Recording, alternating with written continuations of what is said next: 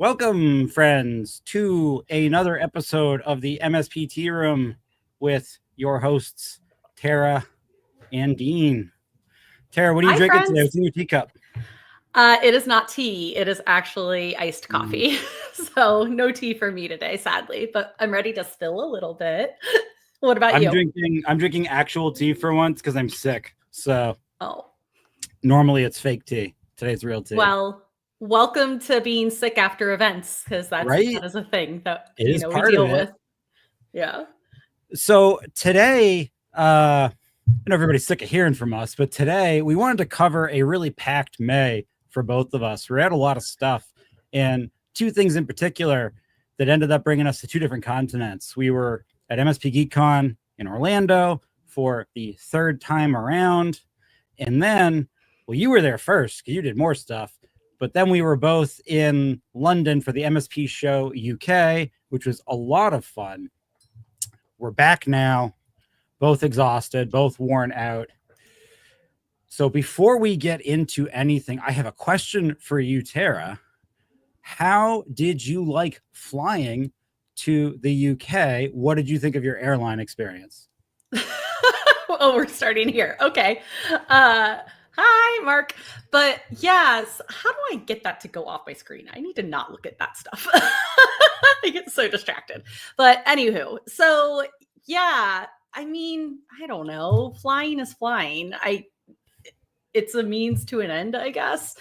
And it's not like I'm flying bougie first class or anything, being a startup. So you just kind of take it for what it is. I did, however, sign myself up because I don't have enough points on Delta or anything to have their club access yet. So I did sign up for something called Priority Pass. And so now I can just access all these different clubs and airports because now I travel so much. I know, I'm super bougie now with that. But that was, I actually looked at the price and it was just like, with how much I spend getting maybe lunch at an airport and with how much I travel, it made more sense to honestly get this thing.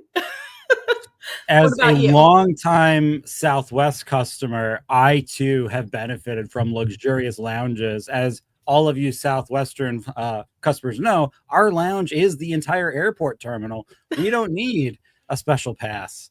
I took British Airways to get over there, and my flight down or to the UK was amazing. The entire crew had that very formal received pronunciation accent, and it was like being in a movie. And I was texting you from the plane that I was already swooning over the accents and was ready to move to the UK. So you the first time I ever flew over there, I actually was on British Airways, and that was probably the best experience I've had flying over there. My first one this time was Virgin Atlantic, which was fine. I mean, it's just more basic. So well, I've heard Richard Branson's airline does a nice job. So we did not just go there to hang out. We went there for a show that neither one of us had been to before. And you actually went for extra stuff ahead of time. And if you can convince Tara to show you, there are photos of Tara at a formal gala, like dressed in black tie attire, which is really requires me to actually find the pictures. I don't worry about it now. Well prepared. People can come ask you. Yeah, they can ask me about it. But it was great. Yeah, tell us about that. What were you doing at a black tie event before MSP Show? So this is an event we've actually done before. It's for Network Group, which is basically like a big peer group over there of about 100 MSPs. And, last year we went and it was great. And the gala, they do like their awards and you have an expo. So you get to go meet people and you see a lot of vendors that maybe you don't typically see. And it's incredibly casual. So I actually really like it, but it's only like a day and a half really event. So it's hard for us to get over there for it. So when it lined up really well with MSP Show, I was like, well, clearly we can make this happen. Right.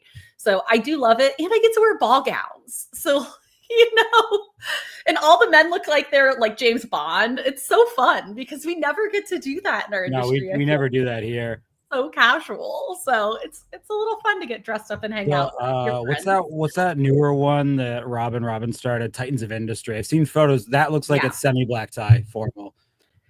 It's very similar. Yeah. I liked seeing that. I was a little jealous. I had some fun. I didn't get to go to that. But we went to the MSP show, which was basically co-exhibited inside the same space as a larger enterprise show, the Service Desk and Information Technology Services show, which is like a sysadmin show.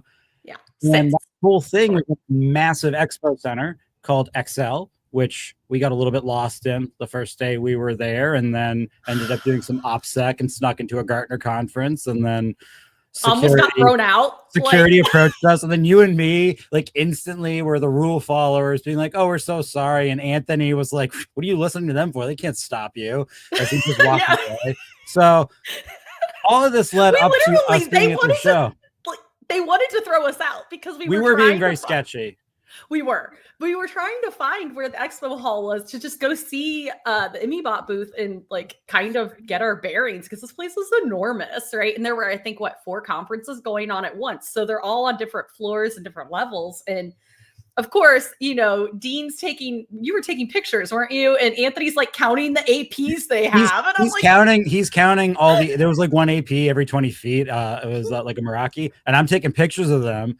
We're not wearing badges. We're being like super sus, like looking at the ceiling, like all the things you would train somebody in an event center to look at as a threat behavior. So I totally understand why they pulled us aside.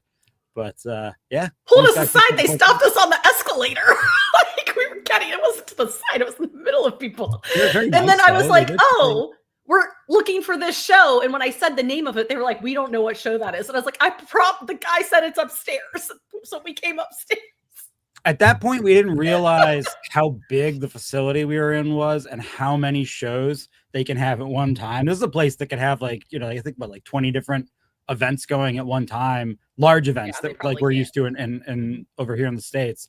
So we just didn't know. We're very innocently like, well, it's this one. Surely you know it. And the guy's like, no. But we got there. And getting in there was really interesting. It was a different type of show than we're used to here for a variety of reasons. I know that I had a few quick takeaways, and then I know you observed some interesting stuff because you were there exhibiting as a vendor. I was just kind of there being annoying.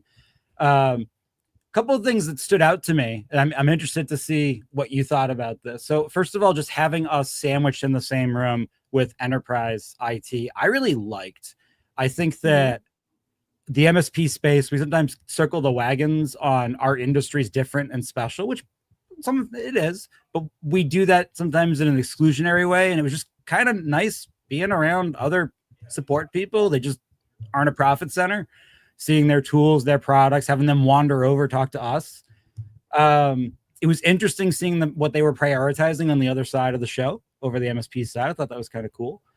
One of the things that really stood out to me, I liked about this show, at all of the, and Tara will probably explain in a minute the parts of this that we didn't like, but at all of the talking areas, you could get audio assistance, and there was a QR code you could scan with your phone and then attach your own headphones to Bluetooth and wander around the show listening live to a session you wanted to hear, which was a really cool idea. There was a crappy reason for it, but it was a cool idea. And the last thing I noticed was there were no frills. We're pretty used to shows over here where an event will provide food, beverage. Most of the badges we collect are in nice plastic holders, like lots of little things like that. There were no frills, paper badges, no food or drink provided, buy your own. And no one really seemed to care. It seemed to be fine. That's what I saw. On your side of things, well, first I got to give you a shout out. This was Tara's very first solo presentation as a speaker. It was fantastic. Tara, tell us about that. It was a little repetitive, let's be honest. I was very nervous.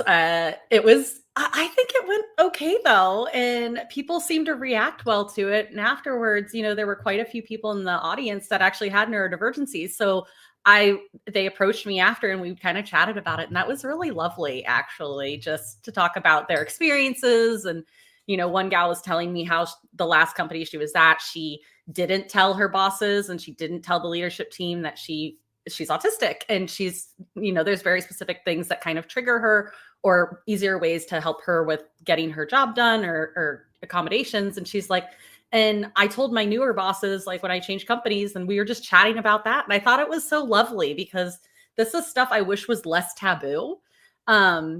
Because it's really to really harness the things that we do well with our neurodiversities, it's not hard and it's not rocket surgery. So I thought it was really fun and terrifying. And I hated that my friends were in the room and I got distracted twice because two like walked in the back, like Dan Scott walked in. I was like, oh, look, there's my friends. And like stopped my talk in the middle of it to say hello. It is what it is, I guess. But I liked it, and I'm going to submit more talks. It was fun. It was fun. But Tara had a line of people coming up to her afterwards that wanted to talk more to her about this. I was trying to take pictures without like creeping on any of these people, but it was really cool to see. Can I talk about that man right there? That's yeah, please. So he was so funny because he came up and he goes, honestly, my speaking spot was at like 10 a.m. I want to say.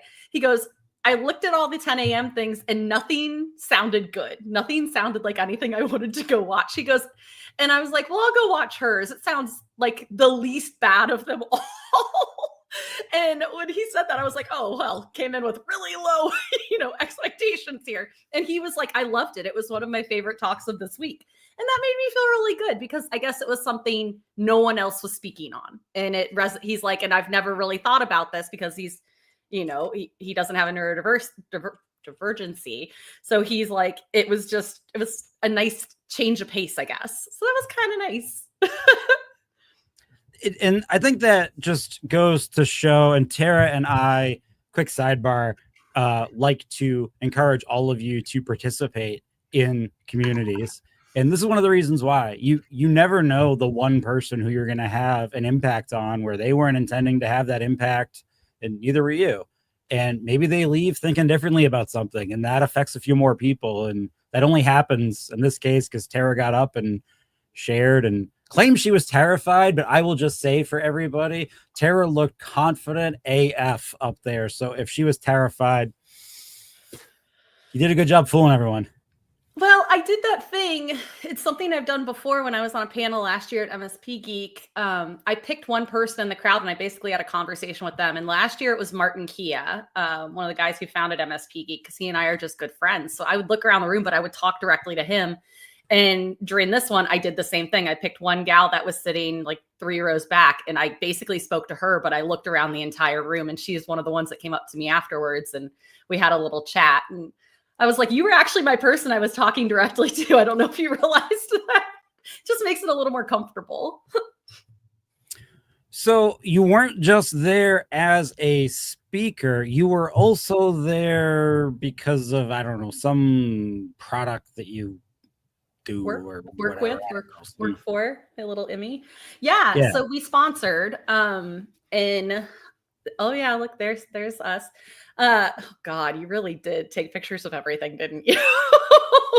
You got to be careful when I'm around. I'm of the school of thought of take 800 pictures and pick the best ones.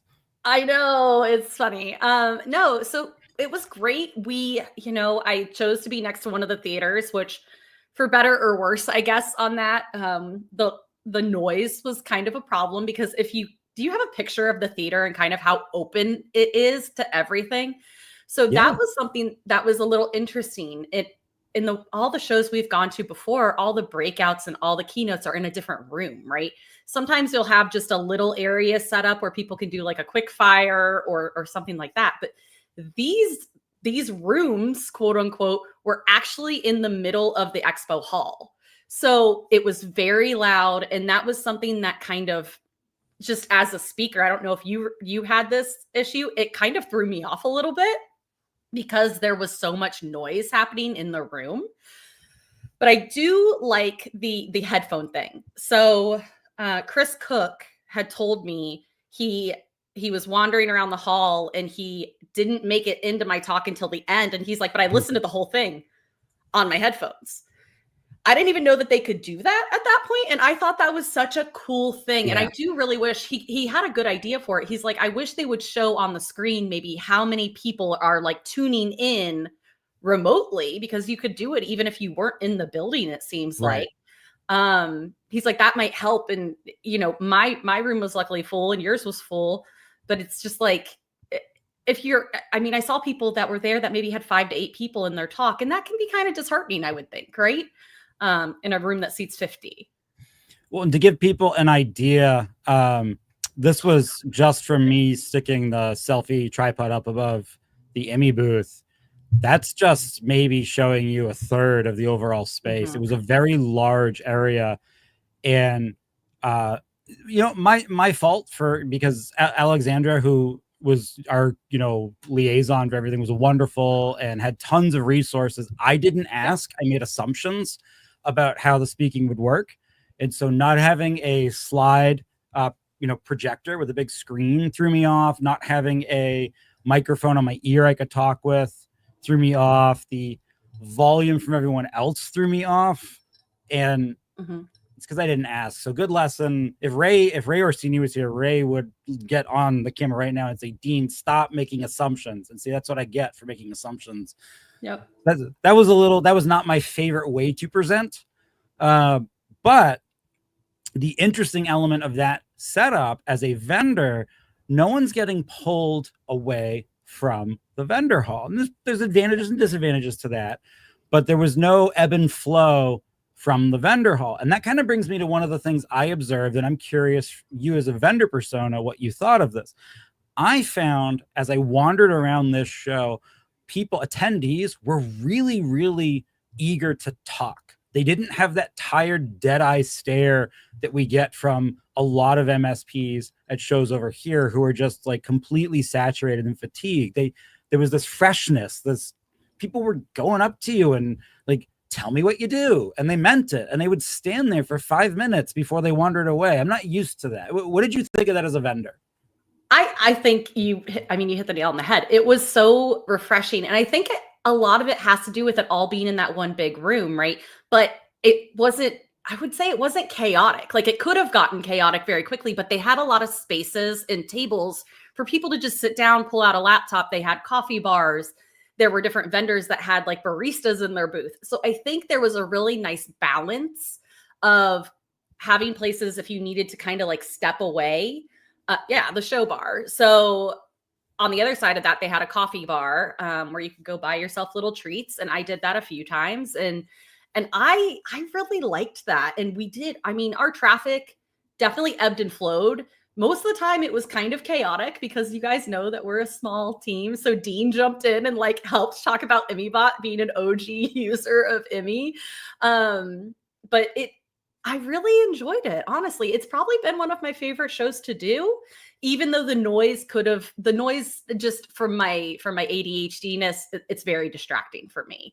And the very bright lights. But other than that, I thought it was great. Now that you've been back a few weeks, have you had like purely vendor persona? Was there an ROI? Like, should other vendors sponsor this next year? Should we go over there to do this?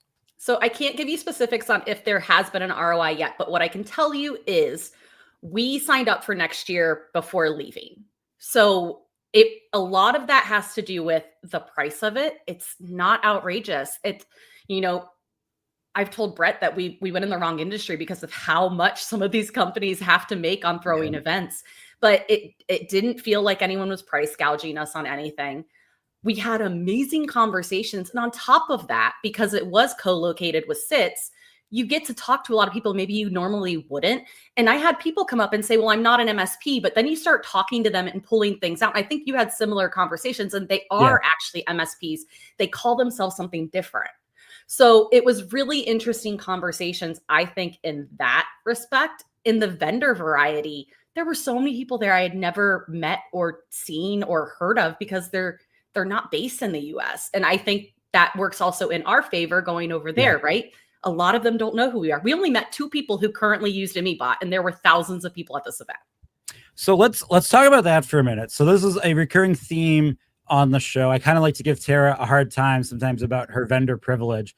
You work for a brand that at most events, you can walk into a room, and I'm not saying that you do this in a cocky way, but you know, people know who you are. They know Emmy, and odds are there's a large amount of people in that room who basically are part of the cult. They love the robot. They're all about it. And you didn't have that at this show. And what I saw, so you didn't bring a ton of like fancy swag, but all of your glasses, your stickers, all that stuff was gone by the end of the show by people who had never seen it before. What were your thoughts around that? Well, I think so. In our booth, I purposefully put Emmy in the front right corner. Like it's a turnkey booth. And he's cute, right? People like him. People think he's adorable. So, and I think the difference between us and other companies is we have fun swag. It's not necessarily expensive swag. We didn't bring t-shirts. We didn't bring, there's a lot we didn't bring because I basically had to fit it all in one box that thank God for David Tulip because I shipped too late. So I had to ship it to his house. Thank you for bringing that to the expo for me. But I could only bring kind of small things, but people loved it because it's something they can give their kids and then they would start like, they'd be like, well, since I'm here, what do you guys do? And I'd start explaining what we did. And it's just that little draw in, but no one, I mean, literally no one knew who we were for the most part. And yeah, I had a sequin hat on and I got a lot of questions about it. But other than that, it wasn't like going to a show over here where we kind of know at least a chunk of the people. Right. This was more, oh, this is great. Literally none of you know who we are. Like, let us show you and let us, Anthony does great with his demos. And we actually decided next year there were so many people that wanted to see a demo, like a live one, that we're going to have to bring at least 4 to maybe 6 people. We're going to have 2 going at once because it was so loud that once people got in like a second row and they were watching, I was worried they couldn't hear us. We almost needed like a microphone or maybe headphones so we could talk to them through like the speakers. I think there's a good lesson here for North American vendors. If you're watching this, I know I've done this. I've been at events where I've said, these aren't my people. I don't know anyone here.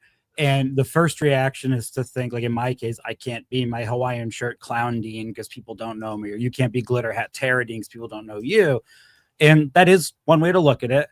But the other way to look at it, which this show kind of opened my eyes to, and I was talking to David from Help the other day. They went to HDI Support World. They'd never been to that. That was greenfield for them.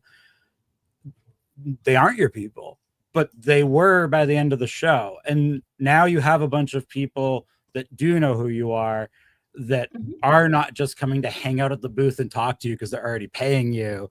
So there's some value to stepping out of your comfort zone, vendors, and going to something a little bit different, even if it's not, your guaranteed known group. You never know. You might make new friends. Yeah. And I will say, we didn't even know this show existed until TBW from Halo told us about it and said that it was a great show. Great people attended. So I have to give him a little shout out because it was a great show and we really did enjoy it. And I can't wait to go back next year. Like I said, I mean, I'm emailing him right now about getting a larger booth and continuing this relationship. And Alex Harris kills it. Phenomenal. Like puts on the event and is, I mean, let us in, probably shouldn't say this, but let us in early to see my booth because I was texting with her and I was like, oh, we found the hall, but I don't know how to get in. And she's like, do you guys have, what did she ask if we had the colored vests? If we had high-vis vests, like, we don't, sorry, I left mine in the car. But she was so sweet about everything. Yeah. And I think that's the other thing is they've been so easy to work with. There are some events that make it really difficult for you to either give them money to sponsor or, give pushback because I was a sponsor of the event, but my speaking spot still got chosen and it wasn't one we paid for. And there are some events that are very against that. Right. And just seeing kind of I talk a lot about holistic community and as a whole, and I'm sure we're going to have a conversation about it at a later date with, what's included in community because we got in kind of a heated debate.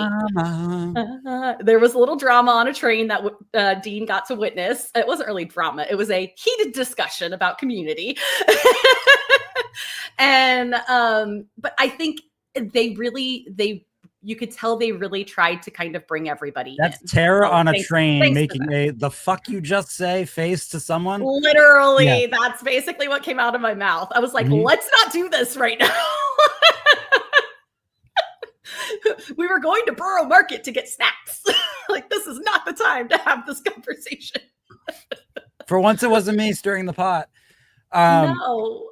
So everything that you saw there, turnkey booth, the setup, the style, would you like to see that kind of event here more often? So I would, however, the issue with it is the insane markup that people do on events over here. I don't know why. I mean, I do know why, let's be honest. They're in it to make money.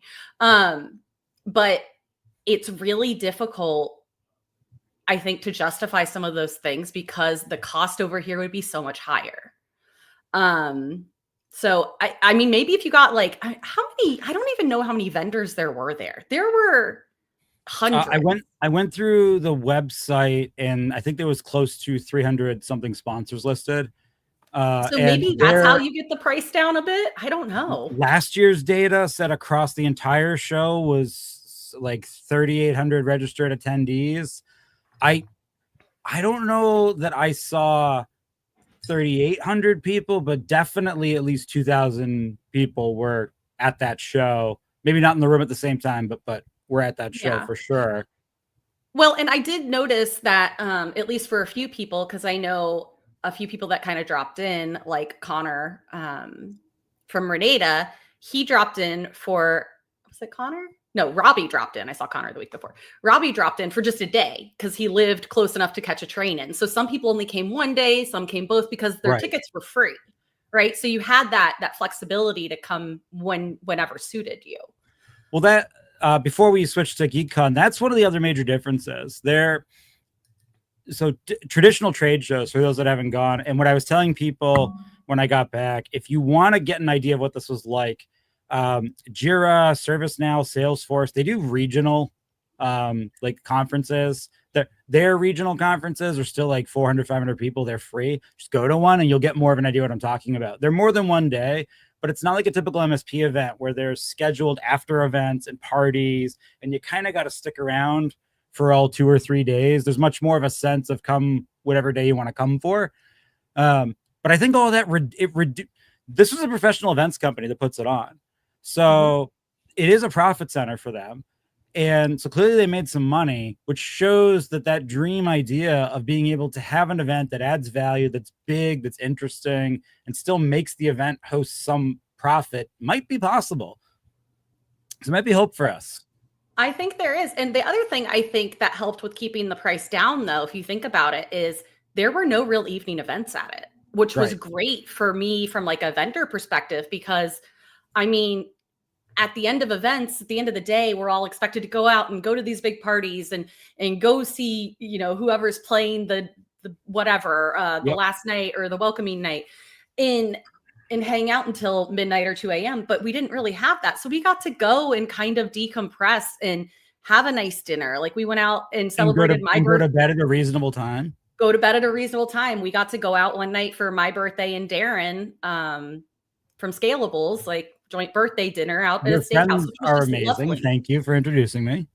Yeah, so they're great, right? And it was just nice to kind of be around our people and decompress in that situation. And I mean, there was one night where there was a little bit of a fire back at our office, not a literal fire, but you know, Anthony and I sat at the pub that was walking distance of the hotel. And I think you may have shown up that night maybe. And we were like both on our laptops, like hammering out some stuff with this and just being able to have that time in the evening, because I know you're probably like me, Dean. And when I'm at an event, I am present. Like my email gets ignored. All these things they go to the wayside, honestly, because if you're paying that much to be at an event, the last thing you want to do is be sitting there answering emails. So that's an interesting point. If we deviate from our loosely written together Word document schedule here, I often criticize other vendors. I've given Alex, Wes, and Kyle a hard time at these shows for not being present, for being in the corner on their laptop on call. Surely that can wait and just be here. And so normally I don't go to a ton of events, not nearly as many as you do or they do. The last 5 weeks, I was basically just at event after event after event, living that modality. And I get now why everybody doesn't always just act present. I came back to 5 weeks of basically completely ignored emails, messages, HubSpot. It sucks. So I get it now. Everyone I gave a hard time about that, I'm sorry. I understand now. Well, and I'm still going to be a stickler about it though, right? Because at the end of the day, a lot of those things that we're getting emailed about, I mean, my friend Michael told me this years ago. He's like, don't live and die by your email. Like, that's not reality. And there should be other avenues that people can go through to find what they need within your company. And if they can't, that's a process problem, not like Right. you don't have somebody that can back you up on these things. And for me, yeah, I came back to a ton of emails. I came back to a ton of LinkedIn messages. And I'm sorry if you were anyone that sent me one that wants an integration with me or wants to talk, I swear to God, I'm getting to you. I literally came back to hundreds and hundreds of emails, and I just got it whittled down to 50 something yesterday. And I haven't even looked at the LinkedIn messages, but that's the reality of kind of this role that I'm in. I don't really know your role, Dean, but it's, I find that I can be a bottleneck. And so I tell people, I'm like, if you send it to community@me.bot, that at least goes to Anna as well as myself. So I'm not as much of a bottleneck, right? Yeah. No, I no, basically other than whatever Kyle did, which thank you, Kyle. No onboardings happened for 5 weeks. Whoops. So we know to your point, it highlighted a process deficit. But anyways, that wasn't the only thing we did in May. We were at MSP GeekCon, and we already did a recorded segment from the show, so we probably don't have to say as much, but I could just keep a theme here of shouting out Tara. That was actually technically your first panel, like proper speaking, wasn't it? That was my second panel ever, but that was my first panel I submitted the topic on. Okay. So Elle Copeland jumped in though, because I wanted to be on the panel more so than actually moderating it, because it's something I'm so passionate about. And Elle is Elle is so good at kind of taking all the craziness that's in my brain. And so she and I met a few times, and I was like, these are the things that I think that we should touch on. And so she took all of that and was able to put it really in like a PowerPoint and get the science behind it and get the psychology behind it and all of the things where I'm like, oh, this is like pulling effing teeth for me. And it's stuff that she likes to do. So she, thank God, moderated it. But that panel, it was me, Jim Barry Bear, Elle Copeland, Vicky Gabao. I'm going to say everyone's name wrong, and Harry Torres. And I will say this. 2 people on that panel had never spoken ever, and it was phenomenal. Did we go off the rails a little bit? Yeah, because that's just who we are as humans. But Elle did a really good job of kind of bringing us back to where we needed to be. And I was really proud, I think, of specifically Harry and Vicky for getting up there and being so vulnerable. And for those of you that don't know, it was about neurodiversity in tech. And every one of us that got up there, we have a neurodiversity. I'm ADHD with a mood disorder. One of them had OCD, one has anxiety, and one has autism. And so there was a moment afterwards, and I don't even know if I told you about this, Dean, where somebody in the room was in tears and had been in tears the entire time. And I was like, oh no, this wasn't speaking. No, it wasn't meant to make them cry. I mean, maybe, I don't know. And I had to hold the microphone like here because the mic's, that's a whole other thing. But they said they've never felt so seen at a conference. And it's nice to see people who have these, I mean, let's be honest, disabilities, and are able to still thrive within their careers and still move forward and move up. And it made my heart burst to know that they felt so seen in that moment. But it also pissed me off really, really badly to know that it took that long. These events have been going on for how freaking long? And this is the first time that person has felt seen. Like, that was just disappointing. I know on the first year, Matt Fox, Matt Fox of Lawrence Systems, he did this custom keyboard workshop on a pre-day where they were building keyboards, and he had somebody in his session that was tearing up and crying because they had no idea it was a hobby anyone else did. Oh, I love that. Yeah. Well, and that's kind of the difference in the vibe, and I think why MSP GeekCon holds a little bit of a special place in a lot of our hearts, even if we all get frustrated with each other around like the petty politics of running it, because it is absolutely the lunch table trying to run a conference for the rest of the cafeteria. But it's has that young, and you can tell, right? Yeah. It's not as polished as something like an MSP show, but it's not really expected to be either, right? Because it is a community run event. And it was nice this year. One of the things I noticed, so you, me, a couple other people, Tom, number of people on social media made a real effort this year to just make clear that if you're at this particular show and you don't know anyone, come find me. Like, would describe ourselves, so it would be very obvious. I will welcome you. And I saw a lot of random. I shouldn't say random. I saw a lot of other people just doing that this year. And it was really cool. As I was walking around, I saw people at tables who would see somebody kind of looking lost, be like, hey, come sit with me, or come sit over here. It was just really nice to see. And I was really, really proud of more of the community taking an active effort to make more people feel seen like that. And I will say some of it, I think, and I gave props to MSP Geek before the show, based on their layout. I think some of it had to do with the layout of the actual show itself, right? It really, instead of having the lunches and breakfasts in a different room and like corded off or anything, it was in the expo hall, and it had they had tables you could sit at, or they had the standing tables. And that really helps people mingle and kind of, when you see just an open seat at a table with maybe 3 people at it, you can just pop down, and I guess it doesn't feel as formal almost because you're in the vendor hall. So there's ways for you to get out of it if you need to without being awkward, maybe.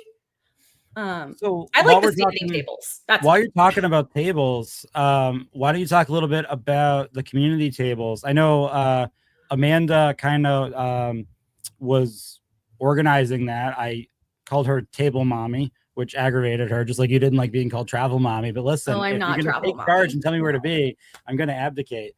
So there were community tables set up. What did you think of these? So I actually was going to ask you about these, and I know it was my note in there because I didn't really get to attend them. I sat at one, but it didn't have like a little sign at it. It was just like an open table out in the hallway, and I sat there with like a handful of people. And I may have sat down with you at one that maybe you were moderating, but I didn't understand. I guess for me, it seemed like there was like a topic, but when I would sit down at the table, it was rarely the topic that was being talked about. So I wanted to know your thoughts on it, because you did, I think you moderated a table. Yeah, I moderated a couple. So, and I say this with love, Amanda, do not get upset at me. You did a wonderful job. It suffered from what all first-time great ideas suffer from. It wasn't as organized as hindsight showed us it should have been. The first one I did was a dud. The second one I did on operations, people sat down, and then this MSP, this mid-level manager's first time being at a show, sat down, and the rest of us kind of knew each other, but we didn't know him. And we asked him, how are you? What kind of operations problems do you have? And we spent the next 30 minutes basically hammering out a strategy as a group for him to have a more effective process to manage the hot mess that is supporting dental clients. And I freaking love that. It was like 8 people came together, a couple vendors, a couple MSPs, to just come up with basically an on-the-fly playbook for this guy to go back and actually get his arms around something that was driving him crazy. So I saw that as a huge win. I know the table that Nikki was running, making the MSP Geek, I don't know what I did with it, bracelets, was super popular. So clearly arts and crafts are a big deal. We should have more than one arts and crafts table. She was so excited about that. She told me about it afterwards and how it just, like, seeing all those people sit down with her. She's like, and this is just some silly thing I do. And like, she made me one that's Emmy bought, and it's in Mardi Gras colors. And she's like, just seeing how many people wanted to be involved was so awesome. And it's a really good way, because you're not focused on just having a conversation, right? You're doing other things at the same time, which is very disarming. So the other interesting thing this year, obviously, wrong thing, sorry. Obviously, we use Goots at this show. We did something different with Goots this year. Talk to us about this Hot Mess Express. What is this? So there was a decorate your own Goots contest, and this is something I had asked for previously when I was on the committee for the conference, and I think it's so cool that they actually were able to do it this year. And we picked the one that was easy to get a shirt on, right? I think, I mean, we gave ours a neck tattoo, and we definitely, if anyone knows me well, they know I'm super competitive. So the second it became a competition, I'm like, oh, we're in it. I sent Anna out like day of to go get more stuff for him, and she couldn't find anything. Like, I wanted a beach umbrella. I wanted him to have everything he needed, a boot box. But this is everything I kind of shipped in just from my office. So, you know, you've got the Mardi Gras beads and all this stuff. And it's just kind of a fun way. He even has his own lanyard that says Slim Gootsy, the real Goots. And it was fun, right? I think there's ways to incorporate community into that even more. And there were some really good ones too, and other cute ones that were around. I know Pivotal Crew had a really awesome one. They were our biggest competition, apparently. I thought I had a picture of it. I can't find it now. I'm sorry, Cassie. But I think we're going to give feedback on it. Like, we think we should have to present them in front of the group and, you know, and make it a little more well-known how to vote and things like that. But I think my frustration with it, if I can be honest here, is it was an upcharge from the conference itself, which conferences are not cheap. And so not everyone did it, right? Because they've already spent all this money to be there. And being somebody who orders those cardboard cutouts on the reg, I mean, I have a Goots up here, honestly, from like 2 years ago, and they're not that expensive. So I'm curious if maybe that can just be tied in to the, you know, the sponsorship next year, or maybe we do it as, you know, those community tables. Maybe we make teams and it's almost like a, hey, you guys get to decorate a Goots and you guys get to decorate a Goots. And maybe you mix vendors in with MSPs and you make it more of like a competition. I think that could be fun. But I think there's just a lot that could be done with it. But I thought it was fun. And I would like to say Emmy bought one. And that is all thanks to Anna, because she definitely went around the crowd being like, have you voted yet? And showed people how to use the apps to vote.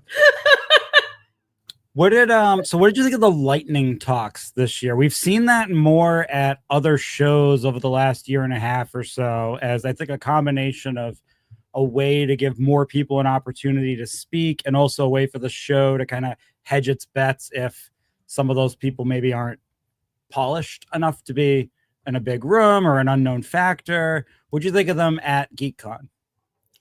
I like the lightning talks. I think it helps you get really comfortable just being up there, right? Because agreeing to a 40 minute talk is scary. I mean, I know, I just did it. It's freaking scary. And having to fill that seems like such a long period of time. They did charge extra for it. Yeah, I have thoughts. But oh God, I just got distracted. So yeah, I like the lightning talks. I think it's really a nice way for people to kind of dip their toe in the water, if you will. And I love that they don't have to be tech focused. That I think is really nice. It's like, get up here and just talk about what you're passionate about. I think that's lovely. I wish more people had known that those were going on, maybe, because some of the room was kind of empty for part of it. But I will say, Mendy Green got up there on the fly because there was an open spot at the end, and he did one about, is it Krav Maga that he does? I want to say that's what it is. I could be wrong. I'm sorry, Mendy, if that's not it. But he got up and he was talking about like different moves that you can do to like disarm people. He does martial arts. Yeah. Oh, I have to start being nicer to him. I didn't know he could hurt me. Oh yeah, no. So you missed that one apparently, but yeah, he got up there and he was talking about it, and it was really funny because it was Kaylee Floyd from Axiom got up because she does it as well, and she showed how to like disarm, if you're a woman, how to disarm a guy. And I was like, I was waiting for you to flip Mendy over your shoulder, like I wanted you to just toss him over your head or something. But it was such an interesting way to break up the day, I guess, because you just get these little snippets. Did you attend a lot of them? No. Oh, I didn't attend any of them. Wow, I'm disappointed. You should probably. I'm disappointed in me as well. No, I think it's good. I think I think they need to be advertised a little better. And maybe do them, I don't know. I feel like there's probably a better time to do them because I'm pretty sure there were probably talks at the same time. Yep. So I think that probably also pulls people from them. And maybe that's on purpose because it could be scary getting a room of 50 or 100 people in there, I guess. Listening to you talk for 10 minutes about whatever. So we're running up on time, and I have a couple of final questions I want to run by you. But the first one, I do want to get a little spicy. And so I'll pick on MSP GeekCon since we've both been involved in our own way pretty heavily over the last 3 years with helping to promote or support it. Mm-hmm. What was something that you're willing to share on camera that aggravated the crap out of you this year? About the show, an interaction you had at the booth, the hotel, literally anything. So I will say there was one interaction I had that made me think that MSPs are a little out of touch with how much conferences cost and the fact that people still do need to get ROIs out of them. We know going into something like MSP Geek, this is something that we do to support the community. We are not expecting an ROI like you would from a typical conference, right? This is not a sales event. This is a community event. And, somebody I was speaking to, I can't even remember who, but we were just standing at one of those tall tables having some food and they were talking about a vendor. And I said, oh, well, they're really nice. Like they're a good, and I can't remember who it was. And I was like, they're really nice. They're a good vendor. And they said, yeah, but they're not here. And in my brain, I'm like, I get it. But at the same time, you do realize that I think there's less than 30 vendors at that event as well. That is a very small event for sponsors. Mm-hmm. So some people who did actually want to be there weren't able to be there.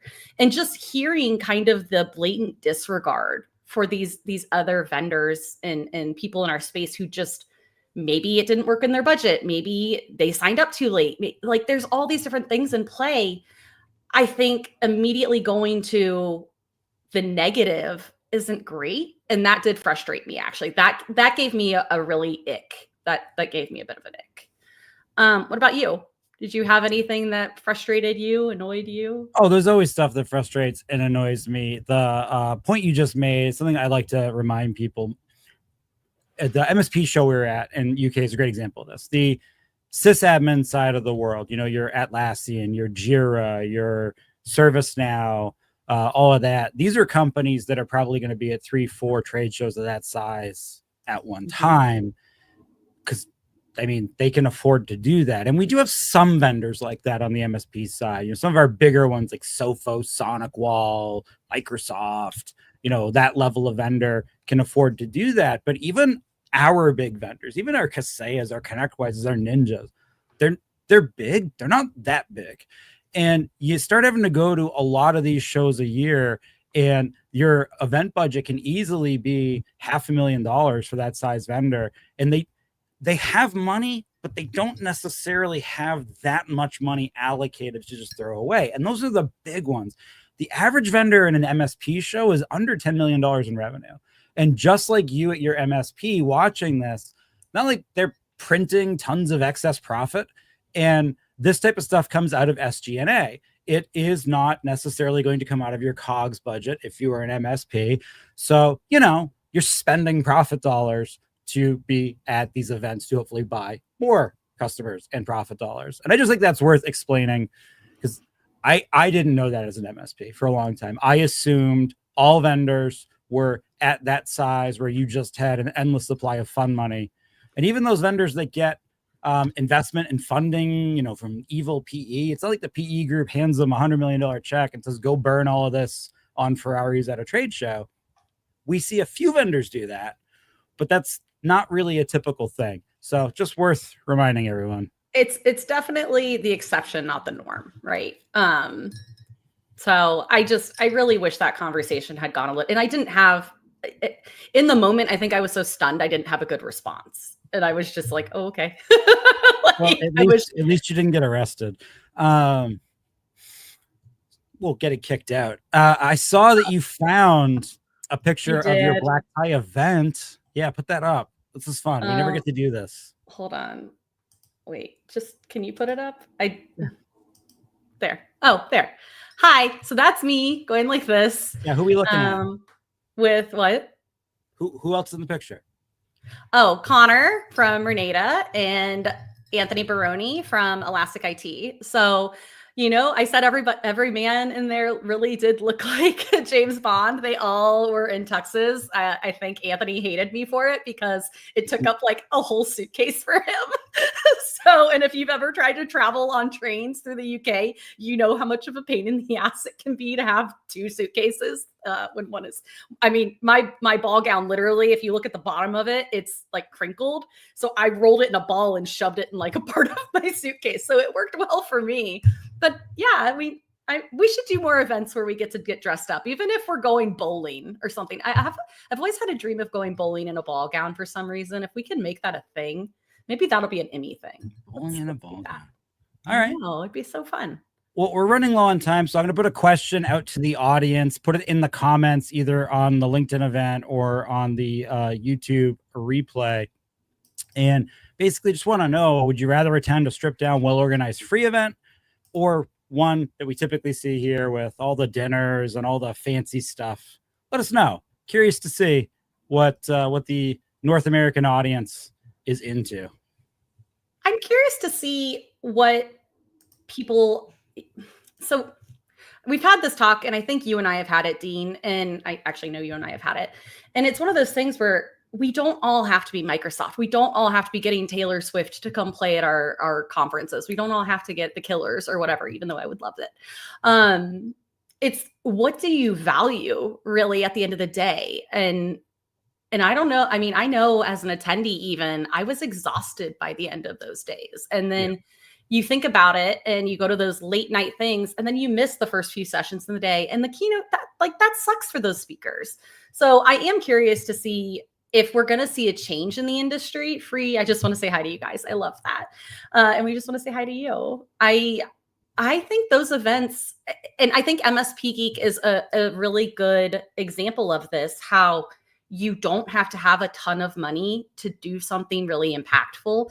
And we didn't sponsor the room, but we bought all the games last year for the game room. It's like, what, $500? And people had fun the entire week. People were in there all night playing board games, right? Yeah. And it's really making it more about community than these other things.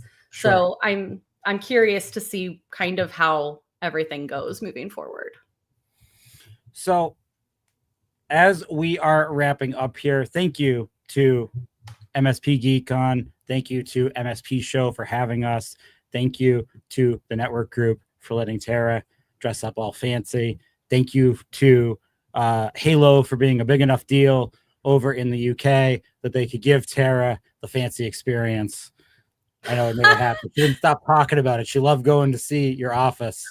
Oh, so, I did. I loved their office. And a lot of that has to do with, it's not even about the office or anything like that. It's more about, I got to see all the people I like so much, right? Like I got to like just go sit and chat with them for a while and you know, hang out with my friends, I guess. I think a lot of the value comes from actually. Exactly. Conference passes it's not just on the vendor side. I didn't even think about that. There's passes that are so expensive and it's so hard to justify. So with and it's not just the pass. You have to think about all the travel on top of it. Just saying. Yep. It all adds up. So with that, let's just quickly mention where we are going to be next. I made this in 2 seconds before the show. Sorry for the jank. So coming this month, if you want to get your Tara fix, go to PAX 8 Beyond. Tara will be there. She will have stickers. Maybe she'll have new stickers or good stickers.